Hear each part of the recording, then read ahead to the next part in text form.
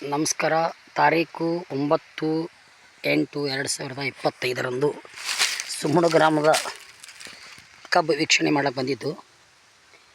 ಈಗ ಈ ಕಬ್ಬನ್ನು ನೋಡ್ಬೋದು, ರವರಿ ಸುಲಿಸಿದ್ದೀವಿ ಎಲ್ಲ ಕ್ಲಿಯರಾಗಿ ಸುಲಿದು ಜೀವಾಮೃತ ಕೂಡ ಮಾಡಿದೆ.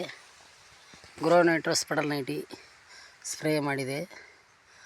ಮೇಲಾಗಿ ಇದನ್ನು ಭೂಮಿ ಪವರ್ ಕೂಡ ಹಾಕಲಾಗಿತ್ತು.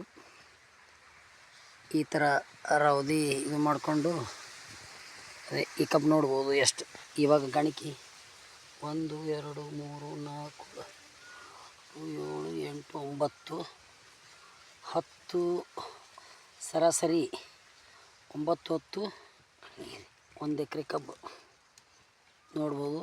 ಶ್ರೀಶೈಲ್ ಹನುಮಂತ ಪೂಜಾರಿ ನಾಯ್ಕೋಡಿ ಇವರದು ಸುಮ್ಮಡು ಕಬ್ಬು.